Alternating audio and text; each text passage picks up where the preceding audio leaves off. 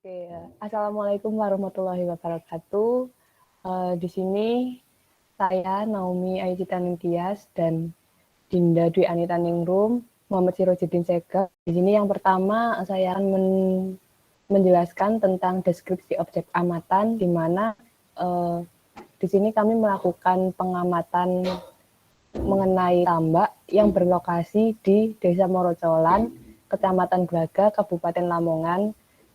Untuk tambak ini memiliki luas sekitar 1 hektar yang dikelola sendiri oleh sang pemilik. Untuk pemilik tambak sendiri, beliau bernama Ahmad Hafid Hidayatullah, seorang petambak muda yang juga sebagai mahasiswa. Ia merupakan petambak yang sedang menempuh pendidikan perkuliahan di salah satu perguruan tinggi di Kabupaten Gresik.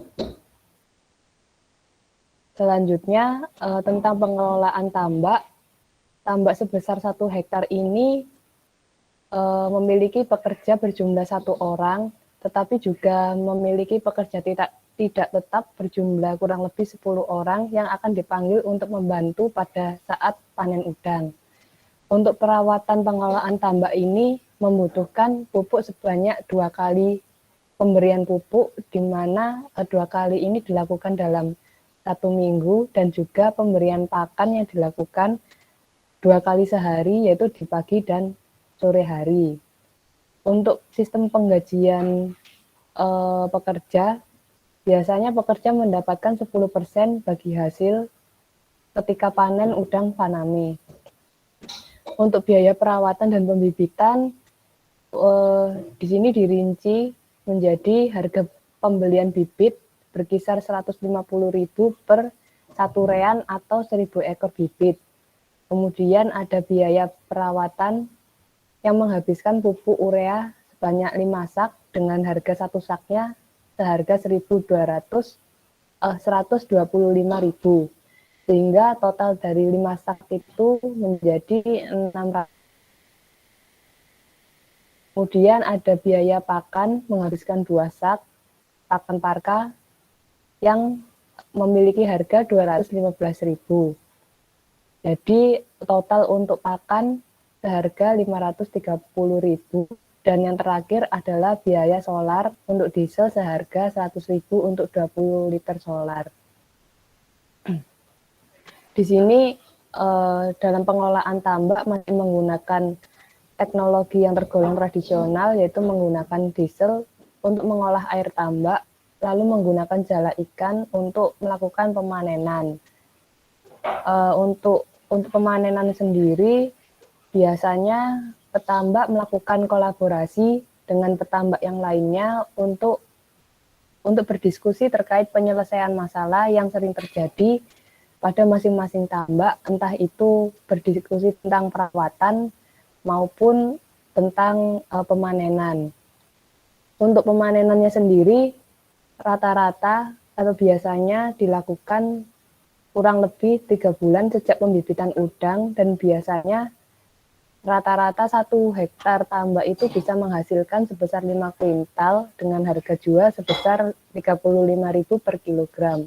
Sehingga uang yang didapatkan sekitar 17.500.000 dalam sekali panen. Kemudian masuk dalam rantai pasok petambak. Di sini ada beberapa stakeholder yang terlibat dalam rantai pasok. Yang pertama ada bibit. Di sini penjual bibit menjualkan bibitnya, melakukan penjualan sebanyak 100% ke petambak. Kemudian petambak menjualkan hasil panennya 100% kepada tengkulak. Kemudian dari tengkulak menjualkan hasil udangnya tadi ke pasar ikan sebesar 100%. Nah, dari pasar ikan di sini selanjutnya akan dibagi menjadi 4 customer, di mana customer pertama yaitu pemilik rumah makan. Di sini pasar ikan menjualkan sebesar 30% udang ke rumah makan. Kemudian dari pasar ikan menjualkan sebesar 40% udang ke perusahaan terasi. Kemudian pasar ikan menjualkan 20% udang ke pengecer, dan sisanya sebesar 10% dijualkan ke end customer. Dari perusahaan terasi ini tadi, udang yang didapat dari pasar ikan akan dikelola 100% untuk menjadi terasi dan nanti akan dijualkan 100% ke toko retail. Dari toko retail ini, terasinya juga dijualkan sebesar 100% kepada end customer. Selanjutnya, tentang value added dan dari rantai pasok akan dijelaskan oleh Yahya. Baik, untuk selanjutnya yaitu tentang value added rantai pasok, di mana untuk value added-nya sendiri didasarkan pada bab 2 tadi sesuai dengan rantai pasoknya, di mana untuk penjual bibit, stakeholder pertama menjual bibitnya itu seharga 150.000 per 1.000 ekor. Lalu petambak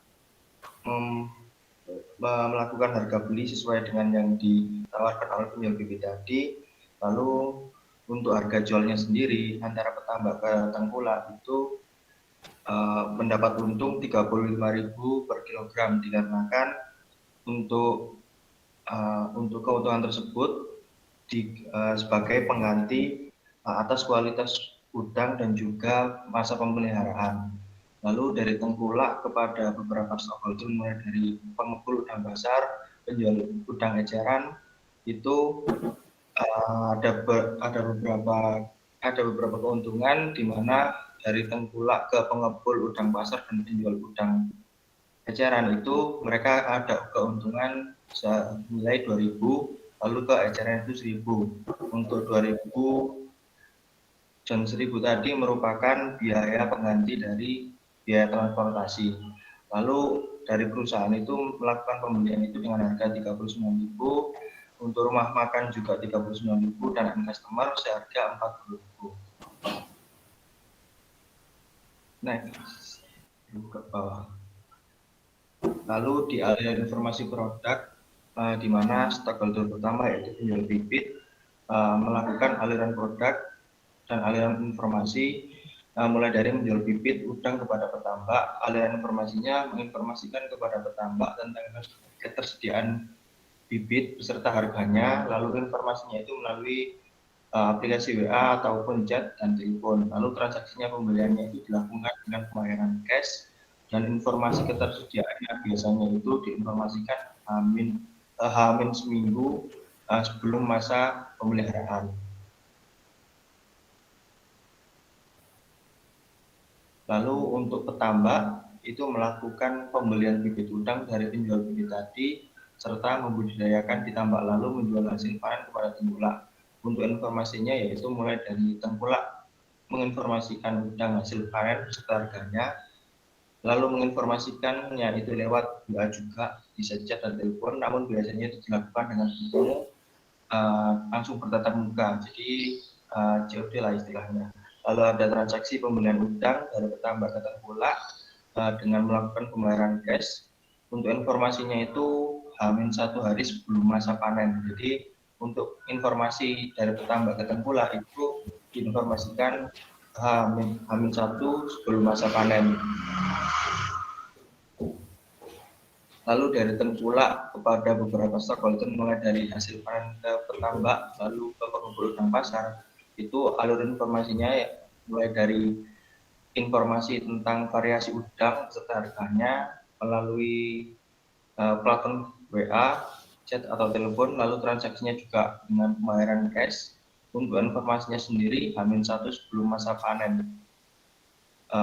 Maksudnya sebelum masa panen ini berarti kan dari tengkulak ke petambak tadi kan hamin 1 sebelum masa panen. Berarti untuk informasinya itu hampir sama dan berbarengan untuk pemberian informasinya. Lalu ada stakeholder pengepul udang pasar melakukan pembelian udang dari tengkulak. Untuk informasinya itu penjualan udang eceran secara langsung saat di pasar. Lalu ada transaksinya itu dengan cash juga. Informasinya itu hamin 1 sebelum masa panen, seperti yang tadi dijelaskan di informasi tengkulak. Lalu penjual udang eceran memberikan membeli udang dari pengepul dan menjualnya kembali kepada end customer, melakukan penawaran kepada end customer secara langsung, lalu transaksi jual belinya itu dengan cash. Untuk informasinya itu juga hanya 1 hari sebelum masa panen. Lalu dari perusahaan terasi itu melakukan pembelian udang dari pengepul. Untuk informasinya itu dapat dari pengepul, informasi disalurkan melalui WhatsApp, chat, ataupun telepon, lalu ada hari tertentu untuk melakukan transaksi dengan pengepul. Biasanya itu sekitar 1 minggu 2 kali, karena menyesuaikan dengan kebutuhan. Untuk transaksinya itu dengan cash juga. Untuk informasinya itu seperti yang saya jelaskan tadi, diberikan 2 kali dalam seminggu sebelum hari pembelian. Lalu untuk rumah makan, yaitu melakukan pembelian udang dari pengepul. Untuk informasinya itu didapat dari pengepul. Informasi yang didapat secara tatap muka juga bisa, lalu transaksinya itu secara cash. Yang terakhir yaitu end customer, melakukan pembelian udang dari penjual eceran atau dari pengepul. Untuk informasinya itu, informasi udang segar didapat dari pengepul di pasar dan penjual udang eceran. Untuk informasinya itu juga bisa dilakukan secara langsung ataupun kan biasanya di pasar itu juga ada yang sebagai pelanggan tetap, jadi bisa menghubungi lewat WhatsApp ataupun chat ataupun telepon. Lalu transaksinya itu dengan cash juga.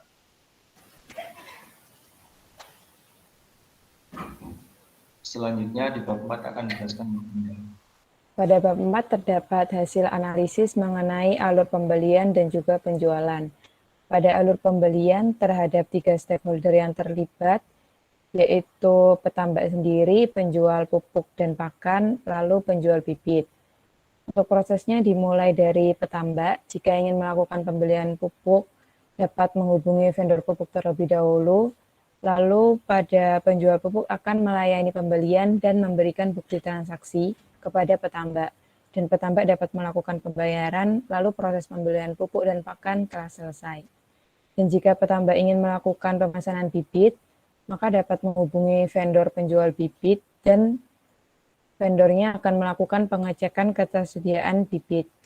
Kalau sudah ada bibitnya atau enggak, nanti bisa konfirmasi ke petambak. Dan jika nanti bibitnya ada, maka petambak dapat melakukan pembayaran bibit dan penjual bibit dapat mengirim bibit kepada petambak, lalu petambak melakukan pembayaran dan proses pembelian telah selesai.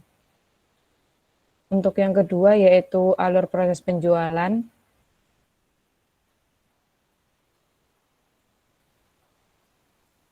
Terdapat 2 stakeholder yang terlibat, yaitu petambak, tengkulak, lalu customer.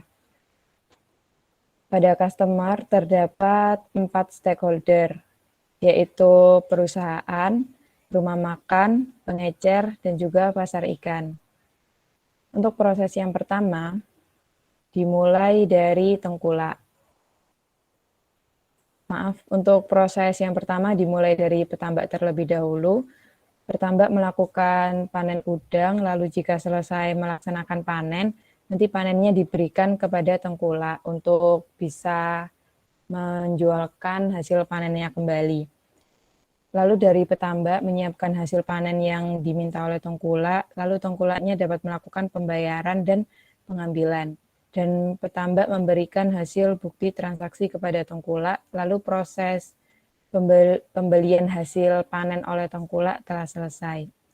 Dan proses yang kedua, dari penjualan tengkulak kepada customer, dimulai dari tengkulak melakukan penjualan udang fanami kepada beberapa customer. Untuk penjualan yang utama, itu dijual ke pasar ikan dulu. Nanti dari pasar ikan setelah menerima udang dapat dijual ke 3 customer, yaitu customer perusahaan, rumah makan, dan juga pengecer. Dari 3 customer nanti harus melakukan pembayaran kepada customer yang ada di pasar ikan atau suppliernya. Setelah melakukan pembayaran, nanti akan ada daftar transaksi dari supplier di pasar ikan untuk diberikan kepada tengkulak, lalu dari tengkulaknya nanti menerima pembayaran dari setiap customer yang udah ada. Dan proses penjualan telah selesai. Untuk yang bab analisis kedua yaitu analisis hasil menggunakan metode SAW. Di sini kriteria yang telah digunakan itu ada kriteria penentuan harga, kualitas bibit, jarak dari vendor bibit atau pupuknya, lalu usia bibitnya, lalu ukuran bibit. Untuk bobotnya yang terbesar ada di kualitas bibit dan harga masuk ke dalam kategori cost, jarak juga, dan untuk kategori benefit ada kualitas, usia, serta ukuran. Lalu di poin alternatif dilakukan penilaian dari setiap supplier yang ada. Di sini terdapat 3 supplier, yaitu supplier A, B, dan C. Dan selanjutnya dilakukan normalisasi, di mana normalisasi tadi dari average setiap supplier dibagi oleh pembagi yang ada di poin alternatif. Dan setelah itu akan ada hasil keputusan, di mana dari hasil keputusan dengan metode SAW ini, supplier A merupakan alternatif terbaik jika ingin melakukan pembelian bibit.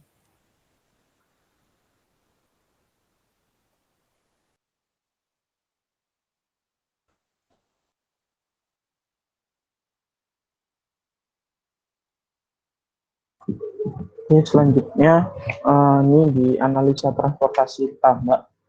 Di sini ada beberapa hal yang dibahas. Yang pertama terkait dengan moda transportasi udang. Dalam moda transportasi ini biasanya dari stakeholder ke stakeholder lain dalam pemanenan udang itu menggunakan mobil jenis bak terbuka L300 yang memiliki kekuatan muatan hingga 1,5 ton. Seperti pada gambar berikut. Lalu untuk selanjutnya bisa di-scroll, Mbak. Untuk selanjutnya ini ada keuntungan dari transportasi udang yang menggunakan mobil tersebut itu dikarenakan medan yang dilalui dan juga jarak yang dilalui itu cukup dekat, tetapi memiliki jalan yang sempit, namun masih cukup untuk dilewati oleh mobil. Dan juga diperkirakan untuk membawa udang tersebut itu lebih mudah karena kan memakai bak terbuka yang dapat mengurangi dari kesusahan dalam transportasinya. Selanjutnya ada jenis udang yang dikirim. Jenis udang yang dikirim ini seluruhnya yaitu udang segar dari tambak yang belum diolah sama sekali, hanya dilakukan proses sortir antara kualitas serta ukuran udang. Nah, biasanya dimasukkan ke dalam box dengan berisi es batu atau juga dengan keranjang seperti itu. Dilakukan dengan es batu dikarenakan menjaga kesegaran udang tersebut. Mungkin just next. Lalu untuk spesifikasi umum transportasi udang ini masih dalam satu kabupaten ya untuk pengirimannya di Kabupaten Lamongan, dan jarak yang ditempuh pun kurang lebih hanya 15 km itu dari Tambak ke Pasar Ikan Lamongan.